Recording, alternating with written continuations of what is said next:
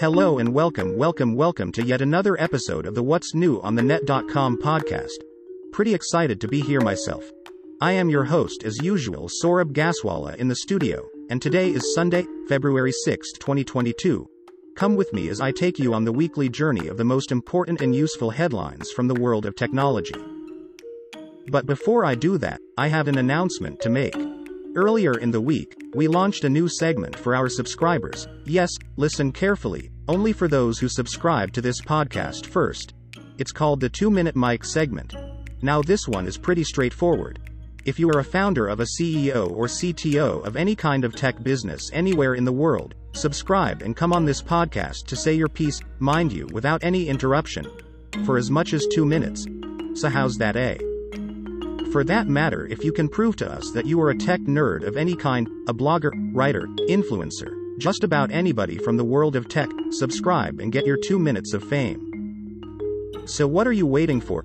Write into me at what'snewonthenet.com at gmail.com requesting entry.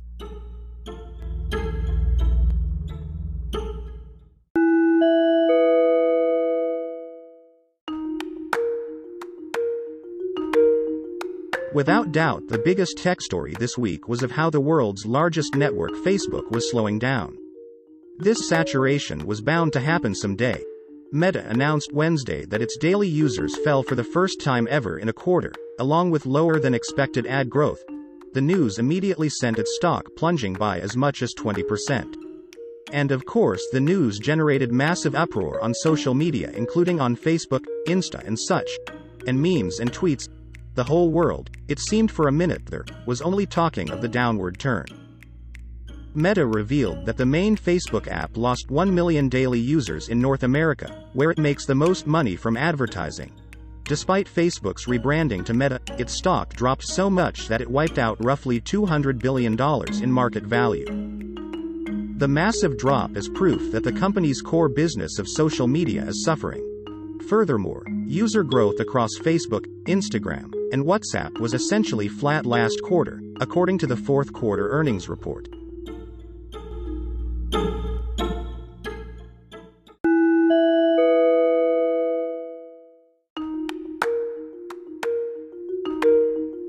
Gmail is quite a popular email tool, so this one is for those of you who use Gmail. From February 8, Gmail users can opt in to a new design, and if they don't like it, can revert to the classic Gmail via settings, according to a Google blog post. Google will update its Workspace blog with more details as the rollout commences. The rollout will go all the way to April. It's not a dramatic redesign for Google's Gmail users, but the move feels Google will make it easier for users to switch between its communications apps.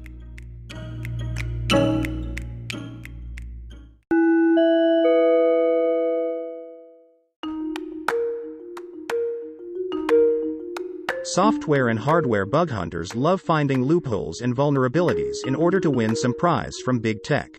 It's for this community that Intel this week announced Project Circuit Breaker. Intel said it was expanding its bug bounty program by building a community of elite hackers to hunt bugs in firmware, hypervisors, GPUs, chipsets and more. Intel's existing open bug bounty program will be broadened and enhanced through Project Circuit Breaker, a time-boxed series of events focused on specific new platforms and technologies, training and opportunities for more hands-on collaboration with Intel engineers. Through Project Circuit Breaker, Intel said it was creating a community dedicated to offer training to security researchers, exciting new hacking challenges and opportunities to explore at unprecedented levels with new and pre-release products, as well as new collaborations with Intel engineers. The first project, it called Camping with Tigers, has already been launched in December last year and will end in May 2022, with bounty multipliers being offered prizes at 3 milestones for eligible vulnerabilities. Remember, you heard it first here.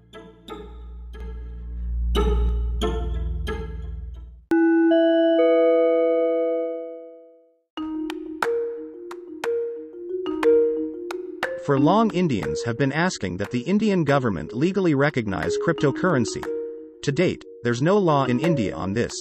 But on Tuesday, India took one step towards recognizing digital currency when its finance minister announced as part of the union budget proposals that India's central bank, the Reserve Bank of India, will launch a digital currency or the digital rupee next fiscal year. Blockchain technology will be used in the product.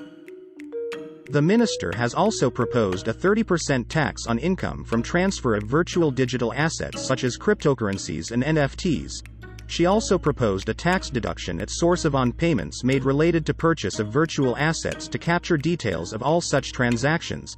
This led to chatter on social networks with people wondering how without a cryptocurrency law, such transactions could be taxed. Methinks within a few days, once the proposals are passed in the Indian Parliament, the picture will get even more clearer.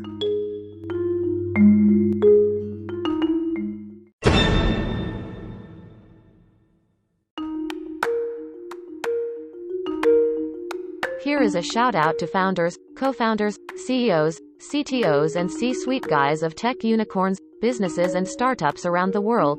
Come share your business story on our weekly podcast. CEO Speak is a new slot we have introduced in which the top management of tech companies can tell the rest of their community of their success, their struggles, and so on. Plus, as a bonus, the same will also be published on our website whatsnewonthenet.com. Get your invite by writing into us at whatsnewonthenet.com@gmail.com.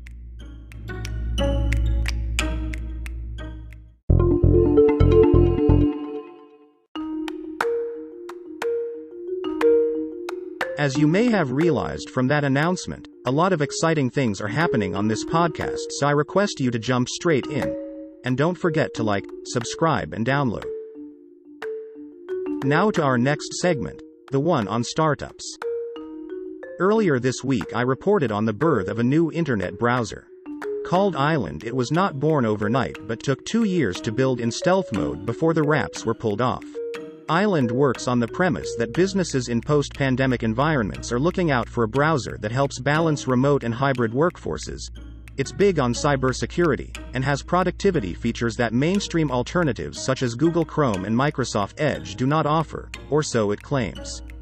On its website, Island claims to, and I quote, put the enterprise in complete control of the browser, delivering a level of governance, visibility, and productivity that simply weren't possible before, unquote.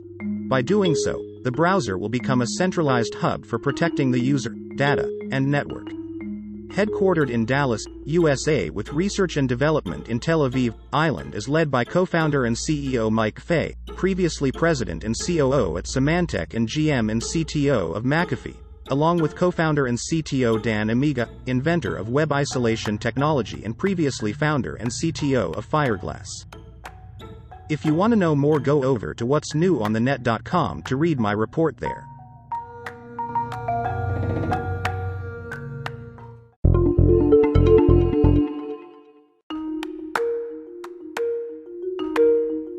Okay, with that I am at the end of today's podcast. Fun, wasn't it? Hope you found our news stories interesting. Then why don't you say so by leaving a comment behind? I am out of here for now. This is your host Saurabh Gaswala signing off. Until we meet next Sunday. Stay healthy, stay safe.